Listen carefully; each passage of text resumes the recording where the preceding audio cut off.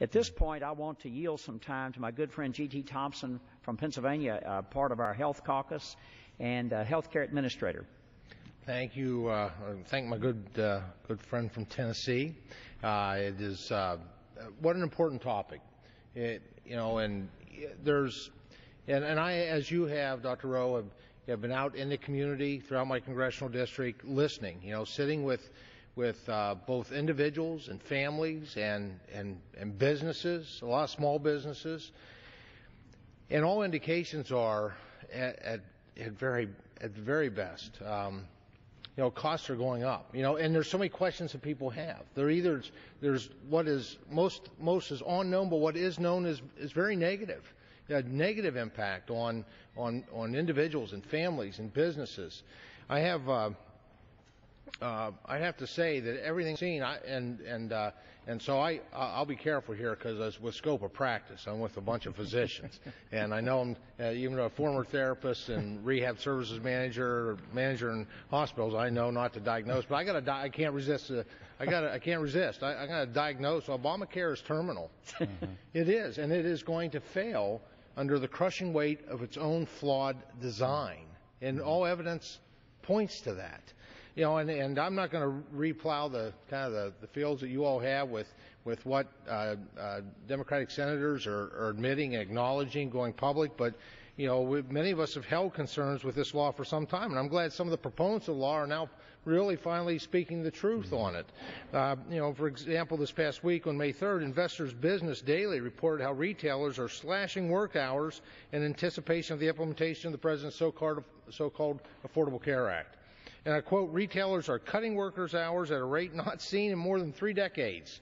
A sudden shift that can only be explained by the onset of Obamacare's employer mandates," end of quote. Opponents of this law haven't been far off the mark when it comes to predicting the harm this law would impose on the economy. And this week's report from the Investors Business Daily is just the latest in a long list of failed promises under the Affordable Care Act.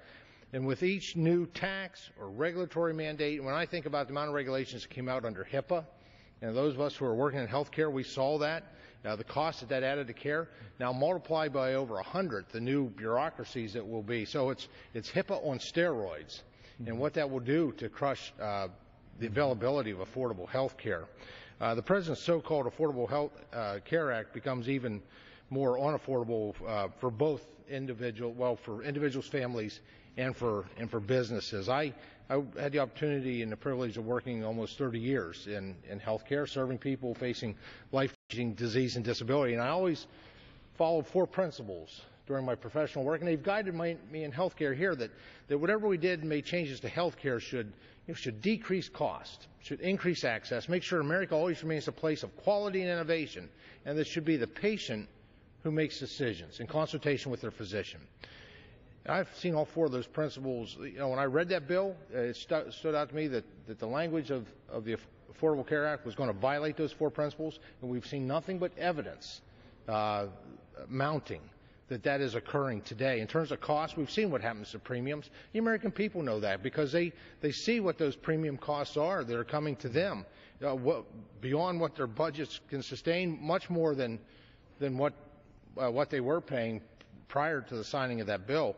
The fact is there are more than 24 new taxes that are coming, and I don't care who you tax in the end, there's only one person that winds up paying the tax, and that's the consumer in the end. And so that's adding to their costs. It has redefined full-time employment to 30 hours.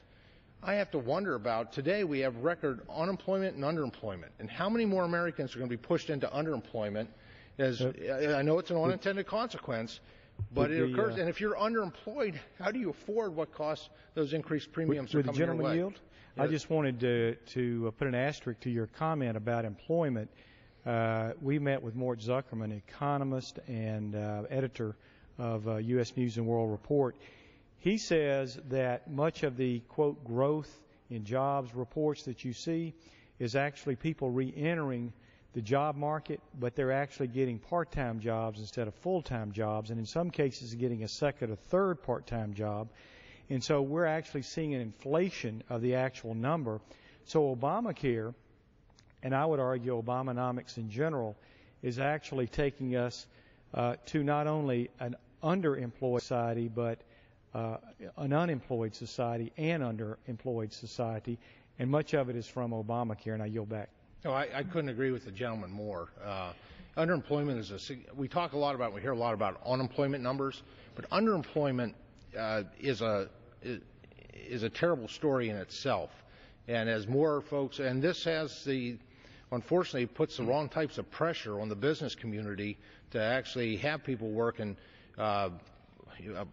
part-time, which is now anything, under 30 hours, working 2 and 3 jobs, trying to make ends meet.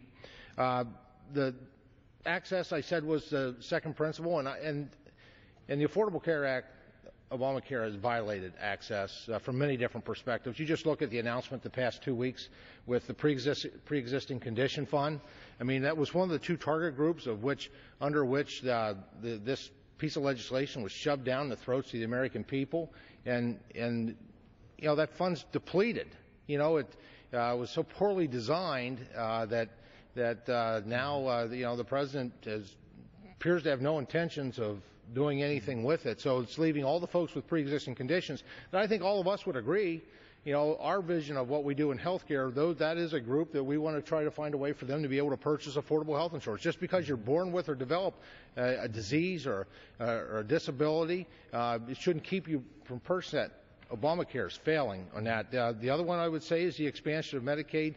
Dr. Bushon did a nice job of capturing, just because we're going to put somewhere between 18 and 50 million Americans on medical assistance, and they're all going to get this nice card that says they have medical assistance. They'll have it in their wallet, or they'll have that in their pocketbook.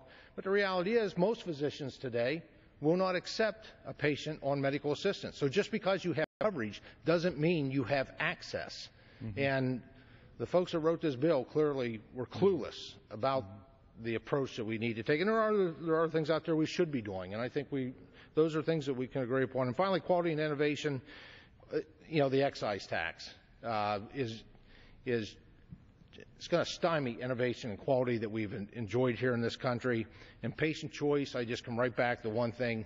There are many things, but the Independent Payment Advisory Board, where you've got a group of bureaucrats appointed by the president that will make decisions about which procedures are approved by Medicare. Medicare is an area I work very closely with. Actually, after the Balanced Budget Act 1997, I was asked to serve on a technical expert panel to review prospective payment for Medicare. And this Independent Payment Advisory Board is going to determine and give a blessing, yes for that procedure, no for that one. And that's not patient choice. That's being dictated to by bureaucrats who are unaccountable, unelected, and therefore unaccountable. Let me close quickly.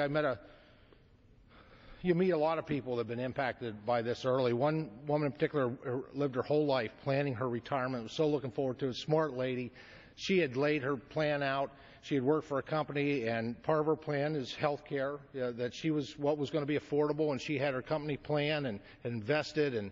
And what was announced with this, that the employer now is going to switch over and put them into the exchange with their retirees. This woman has spent most of her adult life taking care of a brother and a sister who were less fortunate in life and needed somebody, a family member, to step up and be there. This woman's retirement plan has totally been crushed by Obamacare. And she's concerned now, not only because she's a smart lady. She went out to get some estimate of what it was going to cost her in her retirement now for health care compared to what it was before. Completely unaffordable. And so does she choose health care, or does she choose to still be there for her brother and her sister who have come to rely on her? And I think there's many of those stories, and I yield back to Dr. Rowe. I thank the gentleman for yielding.